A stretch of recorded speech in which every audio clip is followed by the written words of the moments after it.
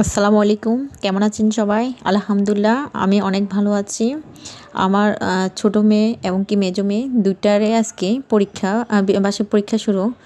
তো আমি মেজো মেয়েকে প্রথমে ৮টার দিকে ওর প্রথম পরীক্ষা শুরু হয়েছে। ওকে দিয়ে রাখি এসেছি। এখন ছোটো মেয়ে নিয়ে যাচ্ছি। এখন মেজো মেয়ের কাছে যাব। ওর পরীক্ষা শেষ ১০টা, সাড়ে ১০টার দিকে তার পরীক্ষা শেষ। মাত্র তার পরীক্ষা শেষ হয়েছে, সে ক্লাস থেকে বাড়ি এসছে। আমি এখন আমার ছোটো মেয়ে আদিবার স্কুল ক্লাসে হলে যাচ্ছি। ওইখানে তাকে বসাই আমি আস্তে বাসায় চলে যাব। এখন তাকে বসানোর জন্য যাচ্ছি ওইখানে। একটা থেকে একটা হলের দূরত্ব অনেকটা বেশি, তো আসতে একটু সময় লাগে। এখন এখানে আসার পর তাকে বসাইছি। দেখেন তার বান্ধবীদের সাথে সে বসিয়েছে।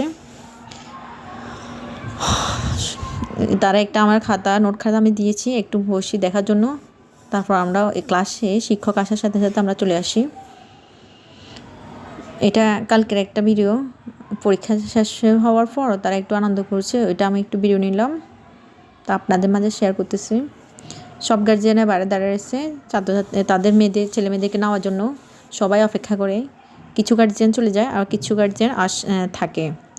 আসার পর আমি আমার ভাত রান্না করার জন্য মাছটা ফ্রিজ থেকে নামাই, এখন মাছটা কাটি চুলায় বসাবো। কিছু লাল শাক আছে, লাল শাকগুলো রান্না করব। আমি তেল ছাড়া একদম পানির উপর আমি মাছ রান্না করার সময় একটু পানির উপর পেঁয়াজ রসুন দিয়ে তারপরে হলুদ মরিচ জিরা এবং লবণ সামান্য পানি দিয়ে তেল দিয়ে আমি এটা ভালো করে কষে নিই। কষে নেওয়ার পর মাছগুলো দিয়ে এটা রান্না করি। আমি তেলটা একটু পরিমাণে কমাই নিচ্ছি, একদম কম খাই কারণ শারীরিকভাবে একটু অসুস্থ, তাই একদম হালকা তেলে আমি শাকগুলো রান্না করে নিয়েছি। আজকে মাছগুলো দেখেন কালারটা এরকম আসছে। আল্লাহ হাফেজ।